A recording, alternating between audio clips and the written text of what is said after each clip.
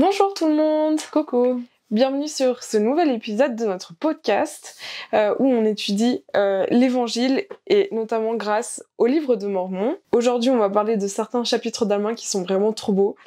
C'est Alma... Comme d'hab. Ouais. je dirais. C'est Alma 36 à 38. Et en fait, la question qu'on s'est posée, c'est par rapport à un verset spécifique d'Alma 38, le verset 6. Je vais vous le lire et après je vais vous dire la question.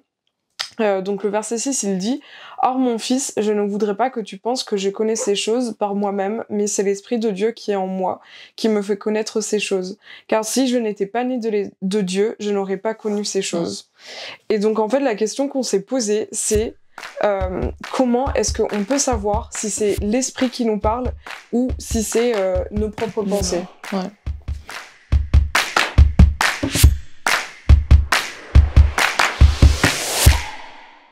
Avant de continuer, Jada, elle va partager une petite écriture. Ouais, qui vient en plus de ce même chapitre. En fait, c'est Alma qui est en train de parler à son fils Chiblon.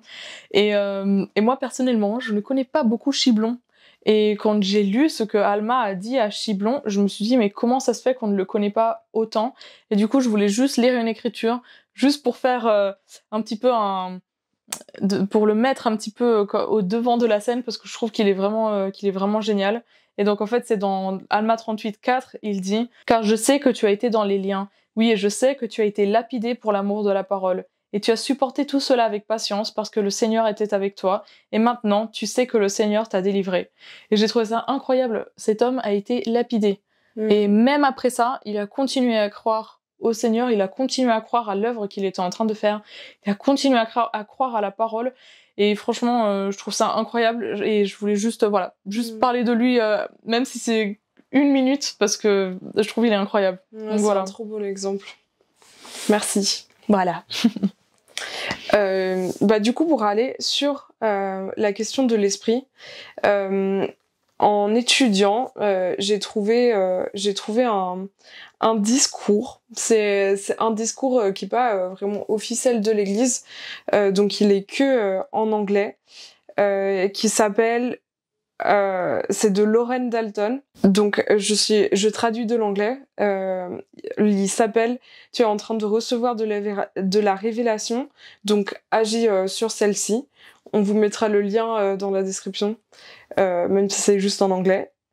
Et en fait, dans ce discours qu'il a fait, il a parlé de quand il était président de mission et où un missionnaire, il lui a demandé cette chose. Il lui a dit « Comment puis-je faire la différence entre l'inspiration du Saint-Esprit et mes propres pensées ?»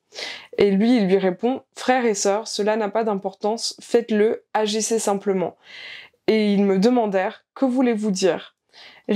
Réfléchissons-y un instant. C'était vraiment votre idée et ce ne l'était probablement pas. La plupart du temps, ce sera le Saint-Esprit.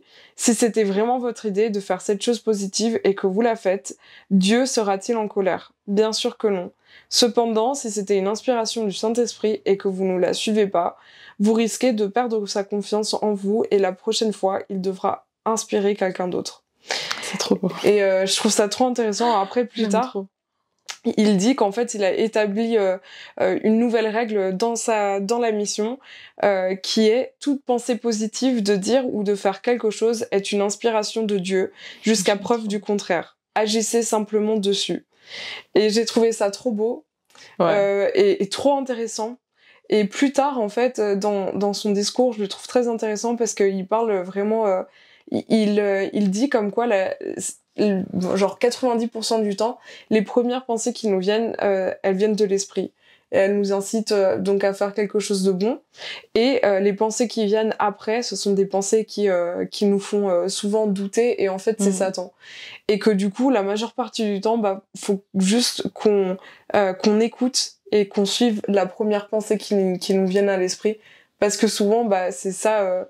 c'est l'esprit. On en a déjà parlé en plus il y a pas longtemps avec la confiance en Dieu et tout, que des fois c'est pas la confiance en Dieu qui nous manque, mais c'est la confiance en nous-mêmes, et je pense que ici c'est la même chose. Il faut faire confiance au Saint-Esprit. Exactement. Et j'aime trop. Et en fait, ça me fait penser cette semaine dans les chapitres qu'on devait lire. il y a le chapitre 36 d'Alma, et ça parle justement il est magnifique, et on n'a pas le temps d'en parler vraiment genre très profondément, mais il parle du changement de cœur d'Alma le jeune. Et en fait, ce que je trouve trop beau dans ce chapitre, c'est qu'il va beaucoup plus en détail dans comment il se sentait. Et en fait, je me suis dit que l'esprit, dans ces cas, il est super important, parce que il nous fait sentir que Dieu, il nous a pardonné, et que on s'est repenti, et que on peut continuer et aller de l'avant. On peut se pardonner nous-mêmes, parce que Dieu, il nous a fait pardonner. Ouais. Et sans avoir l'esprit, sans avoir la confirmation de l'esprit, on peut pas avancer, en fait. Ouais, Alma, il aurait jamais pu avancer sans avoir pu savoir que vraiment il était pardonné, et que Père Céleste le pardonnait malgré toutes les choses négatives et mauvaises qu'il avait fait. Donc, je trouve ça trop beau. Ça me fait beaucoup penser dans ces écritures, justement dans Alma, que tu viens de citer, dans Alma 36, il parle beaucoup de la joie de l'évangile et de la joie qu'il ressentait. Et ça m'a fait beaucoup penser à cette écriture dans Galates 5, 22 qui dit que les fruits de l'esprit, c'est l'amour, la joie, la paix, la patience, la bonté, la bénignité, la fidélité, la douceur, la tempérance. Et donc un des premiers fruits de l'esprit, c'est la joie. Et justement, comment est-ce qu'on peut être sûr qu'on est en train de ressentir le Saint-Esprit? C'est lorsqu'on ressent de la joie. Et j'avoue que, il y a 2 versets aussi que j'aimerais lire dans Alma 36 qui disent « Et oh, quelle joie et quelle lumière merveilleuse je vis! Oui, mon âme était remplie d'une joie aussi extrême que l'avait été ma souffrance. Oui, je te le dis, mon fils, qu'il ne pouvait rien y avoir d'aussi raffiné ni d'aussi cruel que mes souffrances. Oui, et je te le dis encore, mon fils, que d'autre part, il ne peut rien avoir d'aussi raffiné ni d'aussi doux que ma joie. » Et en fait, j'aime beaucoup parce que il parle beaucoup de naître de nouveau. Il parle de cette idée que je crois qu'en plus c'est dans le 38:6 que ça le dit là. Car si je n'étais pas née de Dieu, je n'aurais pas connu ces choses. Donc en fait, le fait de naître de nouveau, c'est-à-dire déjà tout simplement le fait de se baptiser, ça fait en sorte qu'on a le Saint-Esprit dans notre vie tout le temps. Et comment est-ce qu'on peut l'avoir tout le temps? C'est comme Alma il a fait, il s'est repenti. Il s'est repenti et il a vraiment essayé de remettre au centre toutes les choses qu'il avait appris quand il était plus jeune et qui lui avait donné envie de naître de nouveau aussi. Et au final, c'est ça la beauté de l'évangile. C'est la joie de l'évangile qui produit le repentir. Et le repentir, forcément, lorsqu'on se repent, on reçoit le Saint-Esprit. Parce que on ne peut pas se repentir si on n'a pas la confirmation qu'on s'est repenti par le Saint-Esprit. Et je trouve que c'est... Je sais pas, j'aime bien toutes ces associations d'idées, je trouve qu'elles sont intéressantes et très profondes.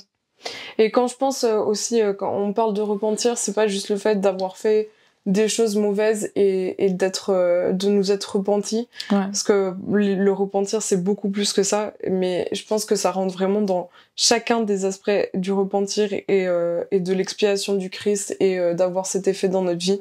Dans chacun de ces aspects, on a besoin de cette confirmation de l'esprit et de cette aide de l'esprit pour pouvoir changer.